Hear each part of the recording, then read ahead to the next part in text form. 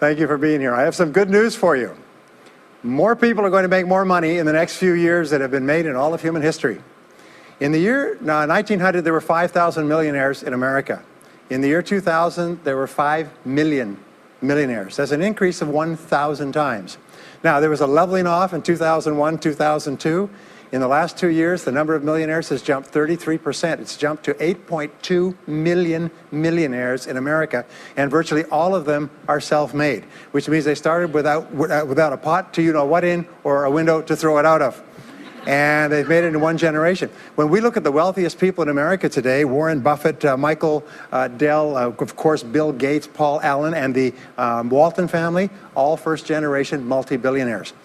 We have a $12 trillion economy today that is growing at the rate of $500 to $600 billion a year, and all that money is going through somebody's fingers, and your job is to make sure it goes through yours and some of it sticks. Is that a good goal for today?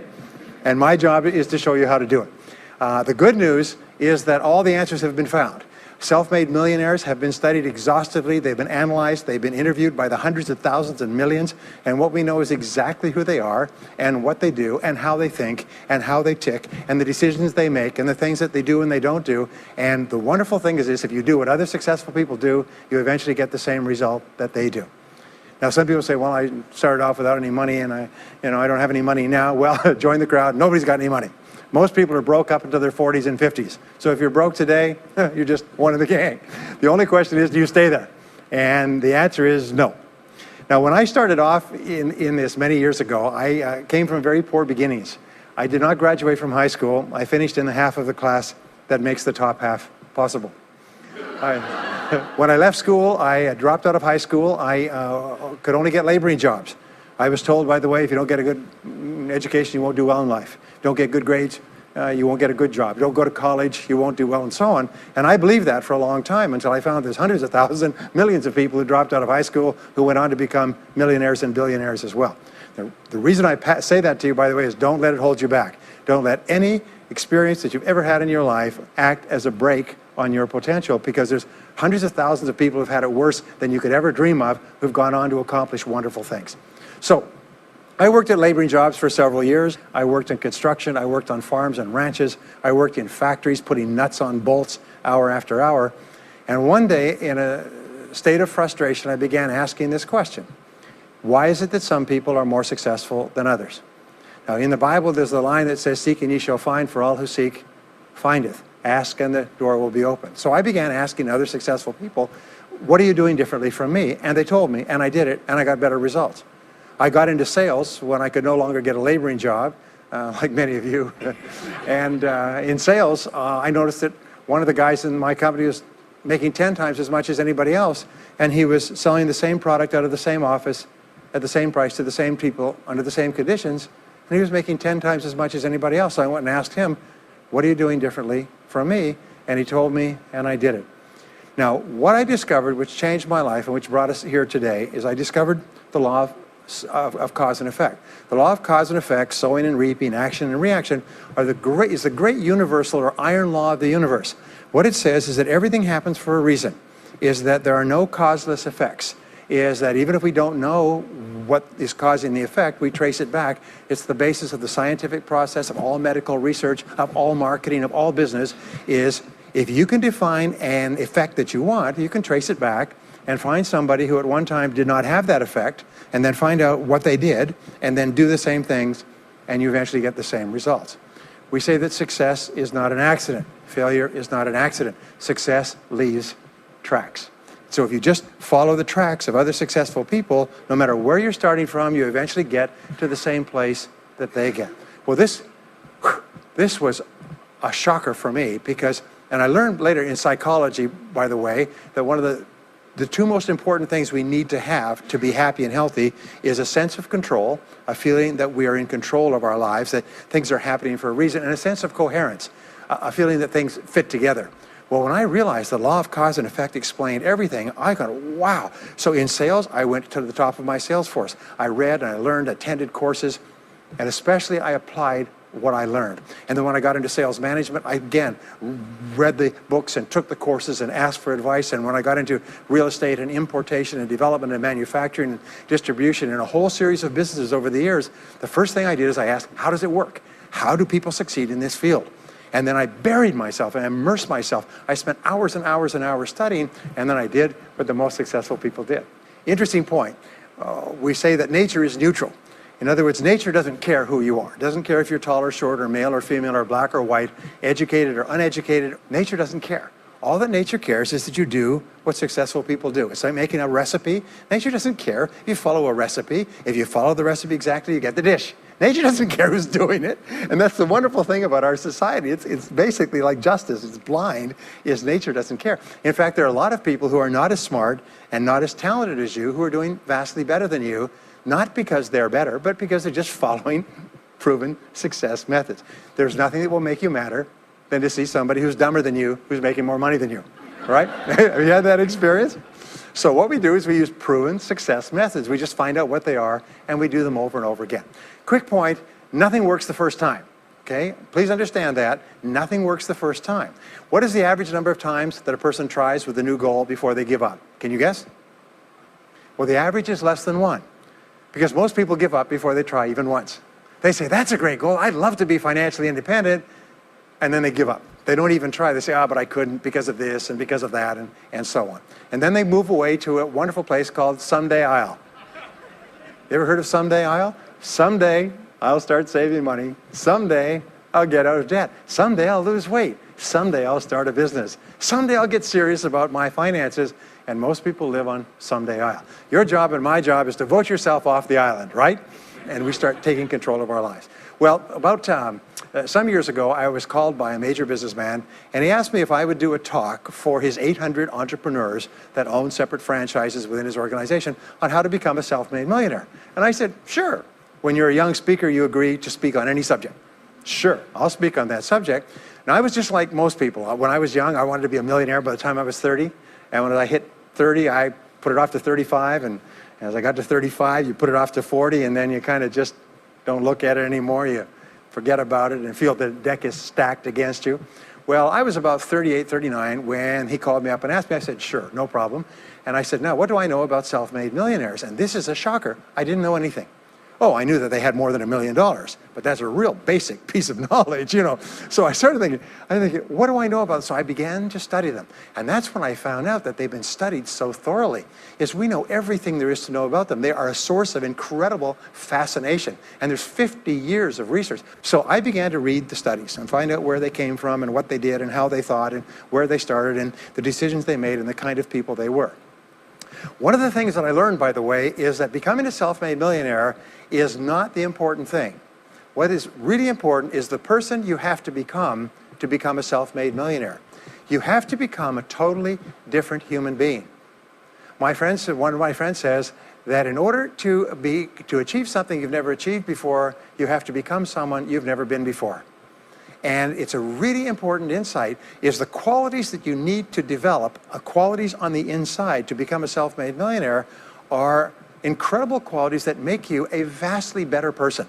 Not only better in terms of character, determination, discipline, decision-making, strength, and so on, but they make you a far better person. They round out your character in a far better way. So the real payoff of becoming wealthy is not because you can eat more, because how many more meals can you eat? How many more clothes can you wear? But it's the kind of person that you become, and then the kind of people that you associate, the kind of life that you have. And so the things that we're going to talk about now, and I know that you're some of the smartest people in our country, so I'm going to give you these ideas very quickly, like dealing cards. What I found in my research is that there's a series of qualities that self-made millionaires have. If you have these qualities, your success is virtually guaranteed. And if you don't have these qualities, the qualities are learnable. Point number one is that all business or sales skills are learnable. All financial skills are learnable. If you can drive a car, you can learn any skill. If you can drive a car, you can learn the skill. Now, number two is you're probably only one skill away from doubling your income right now. You're probably only one skill away from setting yourself on the road to becoming a self-made millionaire. That turns out to be the case for almost everyone. And if you don't know what that skill is, maybe over the course of the time we spend together, it'll jump out at you. But whatever it is, you've got to find it out and go to work on it, because it is learnable. It's a learnable skill. People say, well, I've never been very good with money. Well, get over it. The fact of the matter is, you can learn what you need to learn to achieve anything that you want to achieve. So, the success secrets of self-made millionaires. Give yourself a score of 1 to 10, and if you are weak on one of these, it can be enough to hold you back. If you're strong on all of these, then there's no limit to what you can accomplish. The first is to dream big dreams. Dream big dreams. Practice what is called back from the future thinking and project forward. Develop a vision of yourself as happy, healthy, wealthy, thin. Practice what top people practice, which is what is called idealization. You project forward several years and you imagine that your life is perfect in every way. Imagine that you have no limitations. Imagine that you have all the time and all the money and all the friends and all the contacts and all the education, all the experience, and that you could be or have or do anything you want in life. If you could, what would it be? If your life were perfect in 5 years, what would it look like? How much would you be earning? How much would you be worth? What kind of a family life would you have? What kind of health would you have? What kind of car would you be driving? What would your life be like if you could wave a magic wand and make it perfect in every way? Now, what we have found is this is the starting point of great riches, and it's the starting point of great success in life, is for you to have a dream or a vision of a wonderful future. Here's an exercise that we give people in our audiences, is take a sheet of paper and make up what is called a dream list. Now imagine this is kind of like a kid's Christmas list, and that it just allows you to just run wild and just write down everything that you could think of that you could possibly want. I had a friend who I taught this to, and he got so excited about it, he bought a spiral notebook, and he began writing. And he'd go through the newspaper, and every single thing he saw in the newspaper that was nice, he wrote it down as a goal. He ended up, first time through, with 330 goals. By the end of the month, he had 500 things that he wanted. The interesting thing was that his life exploded. He activated the law of attraction, and he began to attract into his life people, circumstances, ideas, resources, insights that began to move him toward the accomplishment of the goals and began to move the goals toward him. Number 2 is to do what you love to do. Whenever you find people who are really successful in life, they're people who do what they love to do. They love their work. The great rule for success in life is to find something that you love to do and then find a way to make a living doing it. Now, when you find what you love to do, it'll be something that gives you energy, it motivates you, it enthuses you. It's probably something that you were meant to do from the time you were born. And when you ask self-made millionaires, what sort of work do you do? They'll often say, I've never worked a day in my life. I just do what I like to do.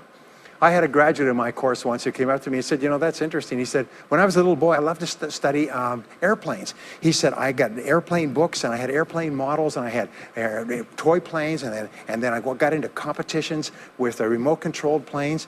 He said, when I grew up and went to school, I studied aeronautical engineering.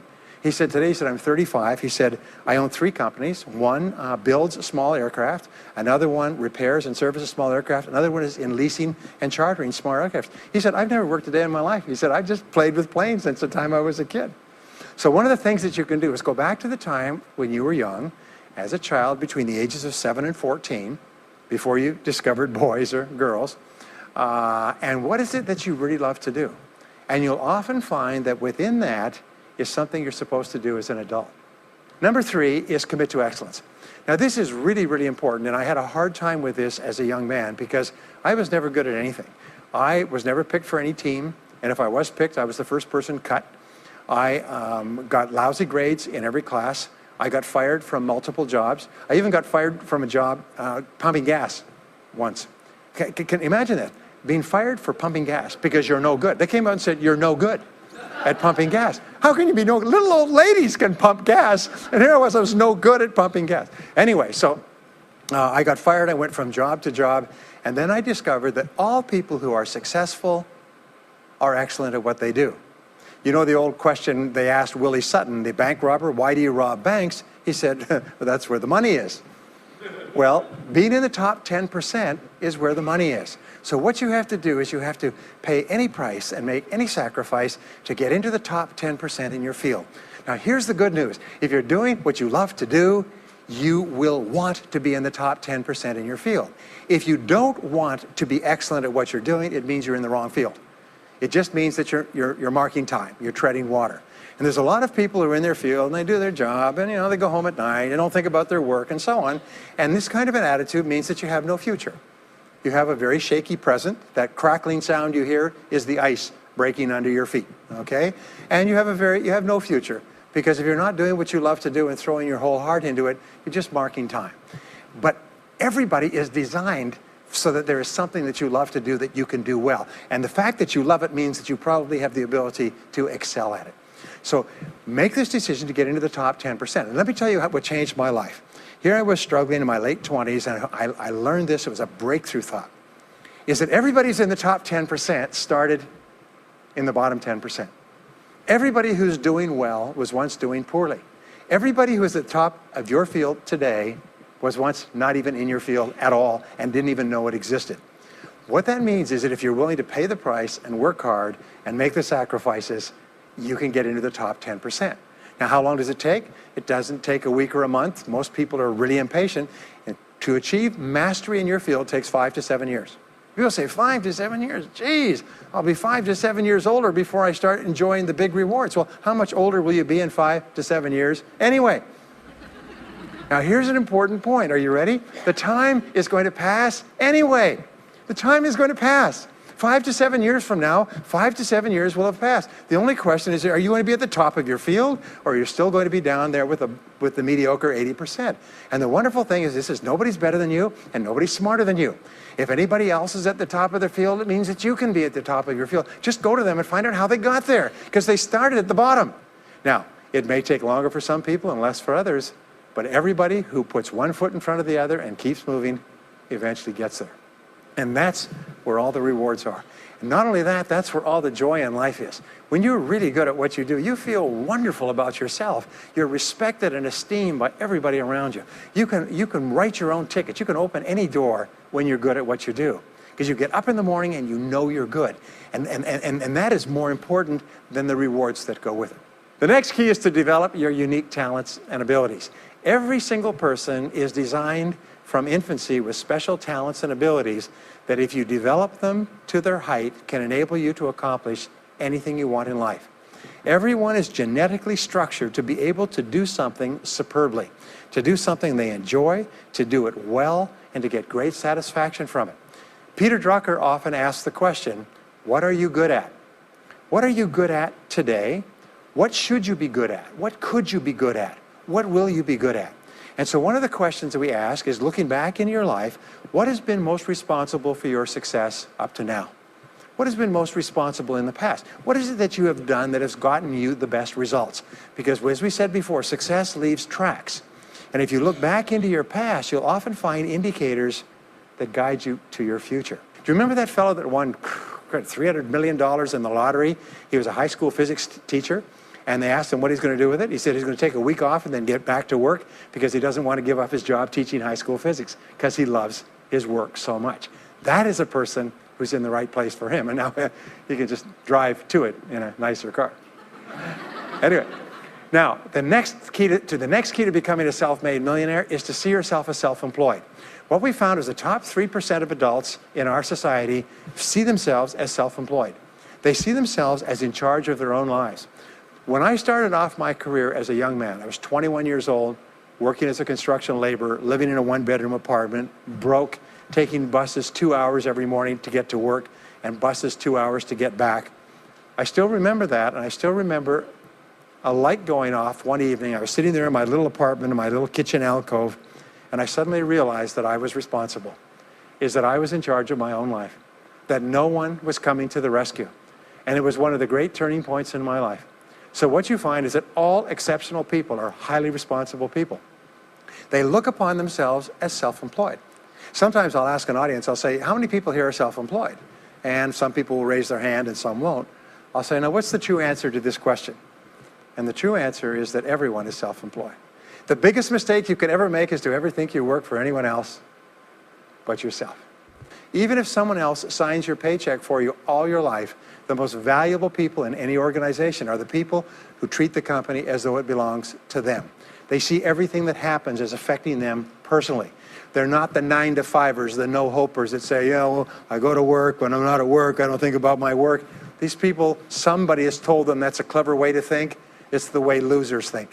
Winners think about their company, and when they're not there, they think about how they can do it better. When something happens in their company, they take it personally because they see themselves as highly responsible. As a result, they're paid more, they're given more educational opportunities, they're promoted faster, and these are the people that eventually, like cream, rise to the top of every organization and every industry, the top 3%. The next key to becoming a self-made millionaire is to develop a clear sense of direction.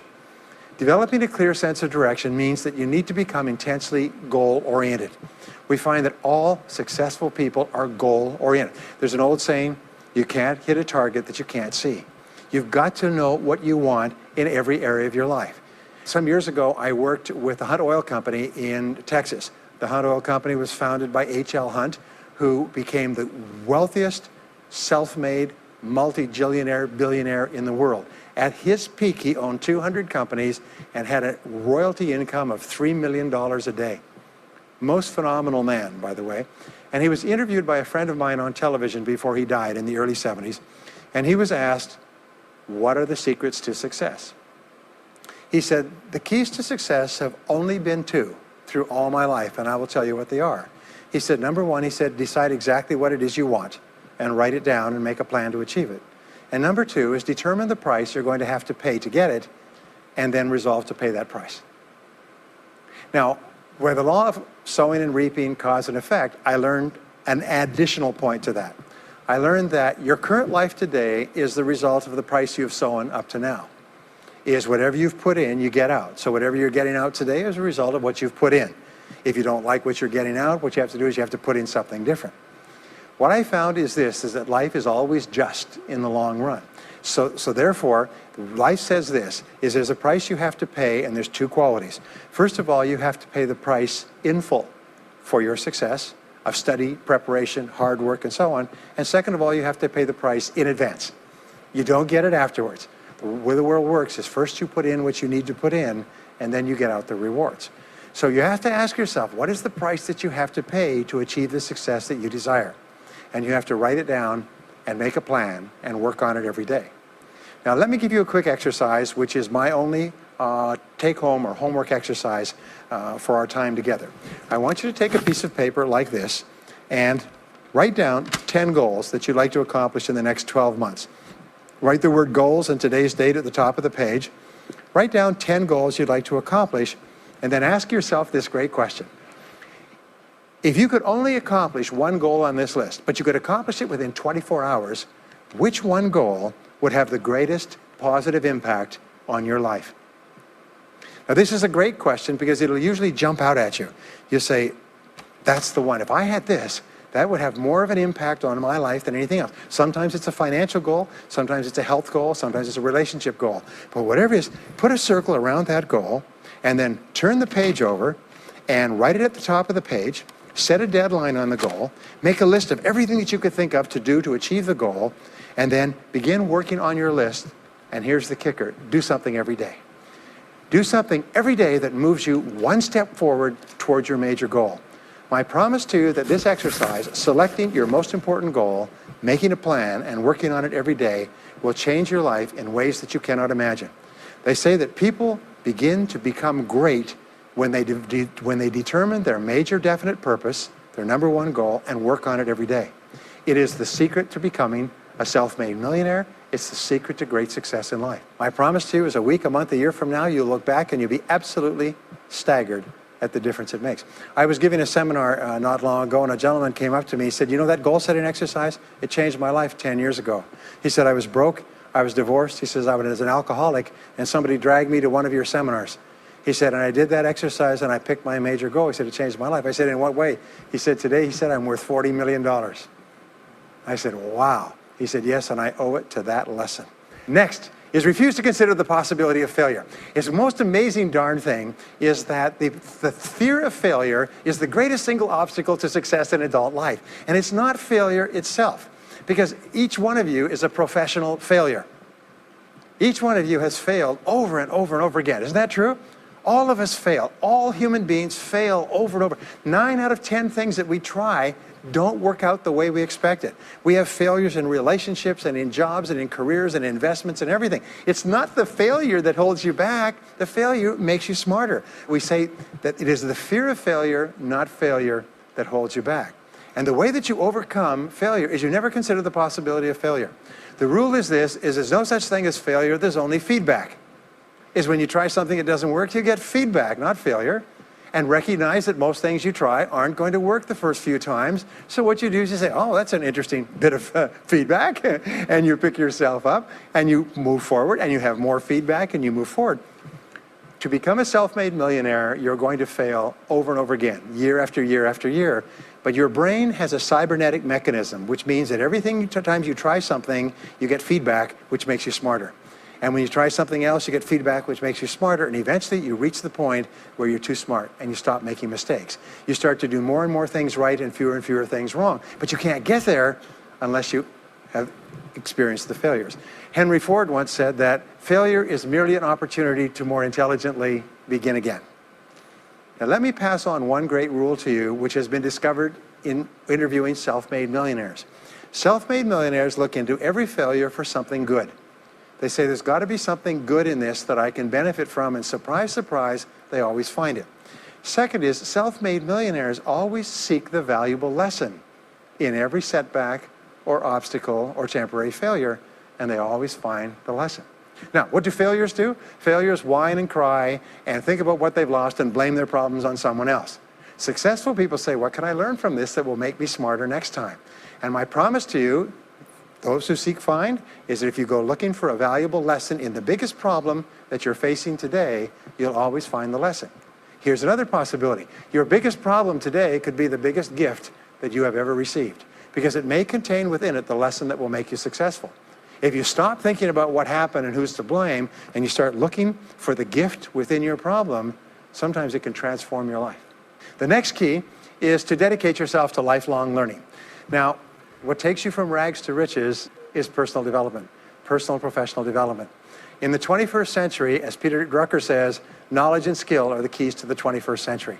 And the only thing that will be relevant, the only skill that will be relevant in the 21st century is the ability to learn new skills, because virtually everything you know is becoming obsolete at a rapid rate. Stephen Covey says that your current knowledge base has a half-life of 2 years, which means that half of everything you know will be irrelevant within 2 years. And 2 years from now, half more. So if you're not continually learning and upgrading your knowledge and skills, you're not staying in the same place. As Pat Riley says, the basketball coach says, if you're not getting better, you're getting worse. If you're not constantly learning, you're actually falling behind. So here are the 3 keys to continuous learning. Number 1 is read in your field 30 to 60 minutes each day. In other words, turn off the television, turn off the radio, put aside the newspaper, and just read in your field. The very best places to read, by the way, are books.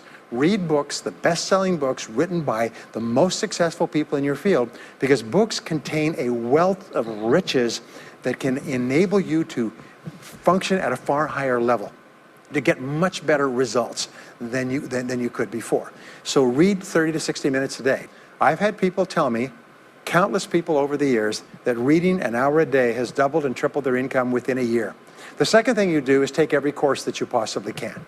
The courses and seminars that are available to you in your field, that are given by professionals, that are courses that have been developed over years and years and years. They have been tested and tested and tested. The person who is talking to you for several hours has spent thousands of hours learning their subject. They have dry tested this or done test runs with thousands of other people. When you take a course, you can learn enough information in 1 or 2 days, more than you could learn in 2 or 3 years or maybe even a lifetime, all distilled and put together. People say, I can't afford a course. You cannot afford not to buy books. You can't afford not to go to courses. Some years ago, I had a dentist, and he was a very successful dentist. I was recommended to me by a friend. And this dentist retired at the age of 53. And just before he retired, he sold his practice for about $2 million. Just before he retired, he told me why. He said about 8 years before, he had attended a dental congress in Hong Kong. This is from California. He'd flown all the way to Hong Kong to attend this international dental congress because there were specialists giving private lectures, sort of plenary sessions on the side. And he attended this session, and it was on particular technique of cosmetic surgery that this dentist had developed that no one else knew, where you could basically straighten out a person's entire front jaw so they look beautiful at a very low cost, at a very high level of effectiveness. He came back and he began implementing this in his practice. People began flying from 500 to 1,000 miles away. Every dentist sent their families, members, and themselves to this dentist. He was able to charge whatever he wanted to charge.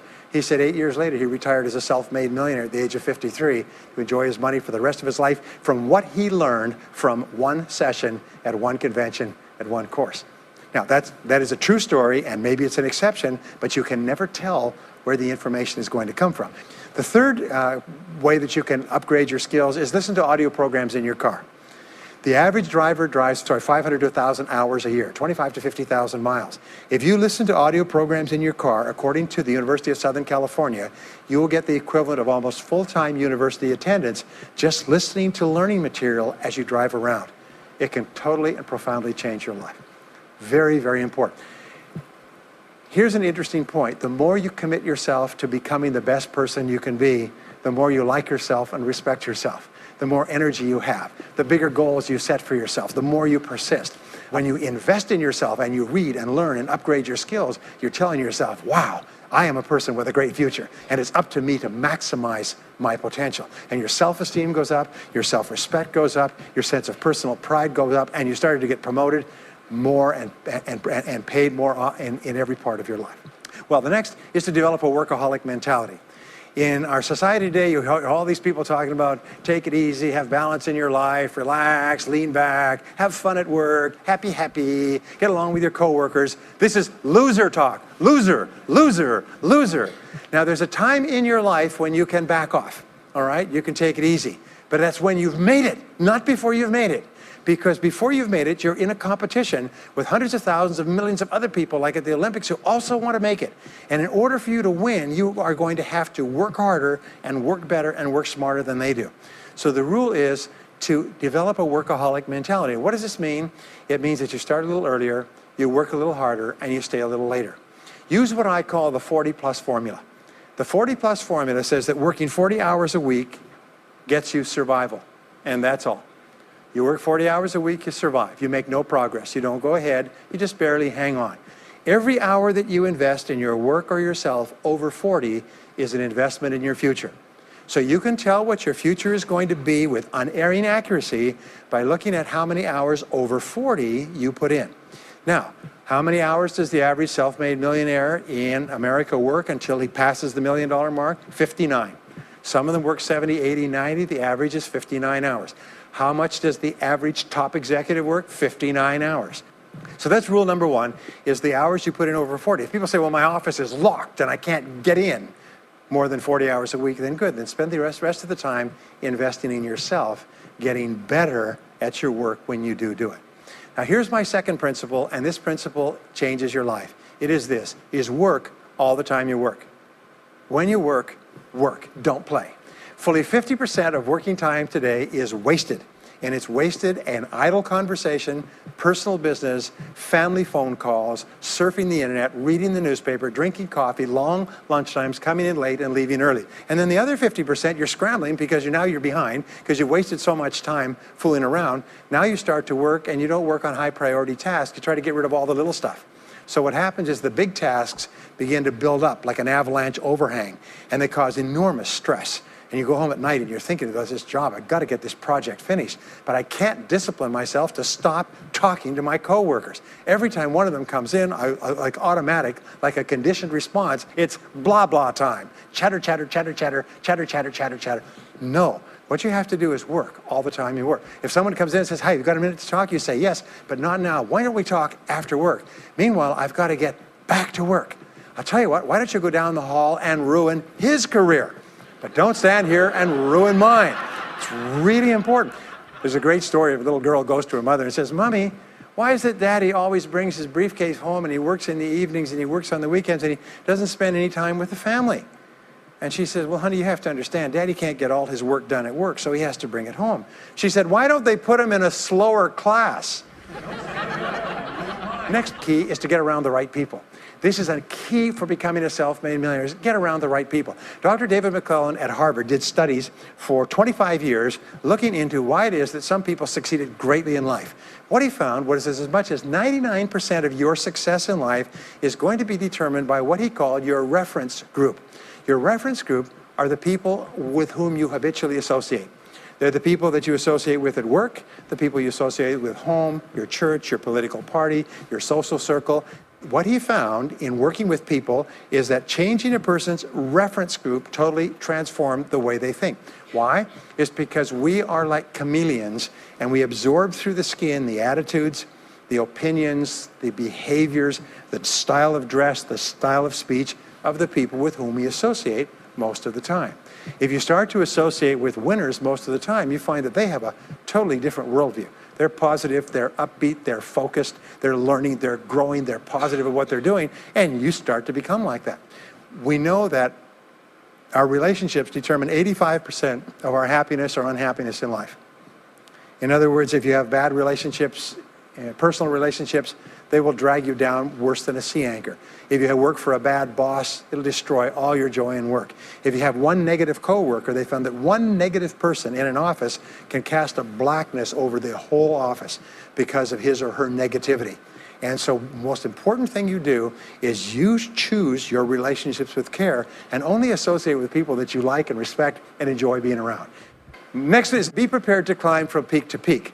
One of the keys to becoming a self-made millionaire is to realize that life is never one continuous train. It's always up and down. So it goes up. Like if you climb a mountain peak, you have to go down into the valley before you climb the next peak. So all of life is cycles and trends. All of life is cycles and trends. And there's up cycles and there's down cycles and there's up trends and there's down trends. The question is, what is the general direction of your trends? We say this, is that life is 2 steps forward and 1 step back. Successful people focus on the 2 steps forward and then they protect themselves on the downside. They build up cash reserves. They put in stop loss orders on their stock market. They very carefully watch what they're doing. So they try to maintain that 2 steps up and then make sure that the 1 step back is not so far. And then they want to make sure that this curve is generally upward so that each time there's a step back, they're still further ahead than they were before. The next one, which is to develop resilience and bounce back. Developing resilience and bouncing back is one of the key qualities of self-made millionaires because, as I said right at the beginning, most things won't work. This is a very interesting point, is that you're going to be knocked down over and over again. And what we know, as my friend Charlie Jones says, is you have to bounce, don't break. And when things go wrong, bounce. And so what I learned many years ago was this interesting technique of what is called mental rehearsal. And mental rehearsal says that you mentally prepare for the inevitable downturns before they occur. So you say, all right, in the course of life, things are going to go wrong, but when they do, I'm not going to become upset. I'm not going to get mad or angry or anything else. I'm just going to take it and learn from it and pick myself up and keep going. Sometimes I ask this question, does anybody here have any problems? Everybody says yes, everybody's got problems. Well, here's the rule, is all of life is a continuous series of problems. They never end. The problems just keep on coming, like the waves of the ocean. The only break in this unbroken series of problems will be the occasional crisis. So life will be problem, problem, problem, problem, problem, problem, crisis. Problem, problem, problem, problem, problem, crisis. It's like the waves of the ocean. 6 problems and a crisis, 6 problems and a crisis. Which means that everybody here is either in a crisis right now, has just gotten out of a crisis, or is just about to have a crisis. So what we have found is this, the hallmark of superior people, 30 years of research, is how you respond to a crisis. How you deal with problems and how you respond to a crisis. And what we have found is this, is superior people look for the solution to every problem. They don't allow themselves to become upset and angry. When something goes wrong, they say, okay, what's the solution? And they become intensely solution-oriented. When you have a very intense problem, that stimulates creativity to solve the problem. So what you do is you write and define the problem clearly. If you have a problem, you say, wait a minute, what is my problem? What is it that I'm worried about? And write it down. And the very act of defining a problem clearly often triggers the solution to the problem. One last technique that I want to give you with regard to your major definite purpose. And if you only do these two things as a result of our time together, they will transform your life. You've already identified the one goal that can have the greatest positive impact on your life. Now what you do is you take that goal and you write it at the top of a page in the form of a question. And you say, let us say your goal is to double your income. That could have a major impact on your life. You say, what are all the things that I could do to double my income in the next 12 months? Write it as a clear question. Even better, if you're earning $50,000 a year today, write, what could I do to earn $100,000 over the next 12 months? The more specific the question, the better. Then you devote yourself to writing 20 answers to this question. You must write a minimum of 20 answers. Work harder, work smarter, start earlier, stay later, change occupations, upgrade my skills, whatever it is, keep forcing yourself to write till you've written 20 answers. We call this mindstorming. The first 3 to 5 answers will be easy. The next 3 to 5 answers will be difficult. The last 10 answers will be incredibly difficult. But I have given this exercise to people who've gone on to become millionaires so many times I've lost track, because they often find that the 20th answer changes their whole life. And if you've ever done this once, it's absolutely staggering. More people have become millionaires with this simple idea of mindstorming, what I call the 20 idea method, than any other single method of creative thinking ever discovered. Once you've got your 20 answers, pick one answer and take action on it immediately. Once you've got, it doesn't matter what it is, just take one answer and take action on it, and that will keep you thinking and acting creatively all day long. The next key to becoming a self-made millionaire is to become an unshakable optimist. An unshakable optimist means that you think and talk about what you want most of the time. Optimists think and talk about what they want. They look for the good in every situation. They seek the valuable lesson. They're constantly feeding their mind with great ideas, which opens up new perspectives. What I have found is that optimists have 3 wonderful qualities. Number 1 is they learn more things. As a result, they dramatically increase the likelihood that they will learn the right thing at the right time. Number 2 is they try more things, which dramatically increases the likelihood that they'll try the right thing at the right time. And number 3 is they persist. They never give up. Optimists make a decision that once they've decided they're going to become wealthy, they just never stop until they achieve that goal. Now, will they have many setbacks and obstacles and difficulties? Do you know that almost everybody succeeds in a different direction from what they originally intended or from what they originally thought? But they just keep going. Almost like a football player running down the field, running, blocking, changing, moving back, forward, continually, but never loses sight of the goal. So optimists learn more things, try more things, and persist longer. I want to leave you with the last 2 qualities of self-made millionaires.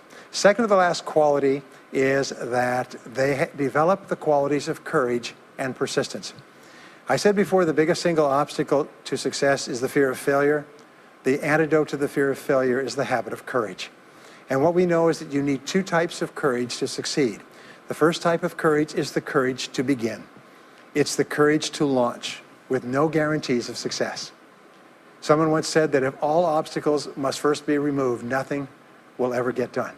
So successful people are willing to think, plan, make decisions, and then take action with no guarantees. We say leap and the net will appear. Take action with no guarantees and then learn. The second part of courage is the courage to endure. It's the courage to persist. It's the courage to keep on keeping on. It's to make the decision in advance that you will never give up. No matter what happens, you will never give up. You will get knocked down over and over again, but you'll never give up. And the interesting thing is if you make that decision in advance, you'll find yourself continually bouncing back. So courage means the courage to begin and the courage to endure. And the final quality of self-made millionaires, and Napoleon Hill called this the master key to riches. After studying 500 of the richest people in American history, he said it's the quality of self-discipline. It's the ability to make yourself do what you should do, when you should do it, whether you feel like it or not. The quality of self-discipline is the quality that will make you a big success. It's the ability to force yourself to do what you know you should do. And here is the wonderful discovery. Persistence is self-discipline in action. Every time you persist, you build your self-discipline. Every time you practice self-discipline, you build your ability to persist. And the 2 of them are tied into your self-esteem. So the more you persist, the more you like yourself. And the more you like yourself, the more discipline you have. And the more discipline you have in practice, the more you like yourself. As a result, the more you persist. And eventually you get onto an upward spiral where you become absolutely unstoppable.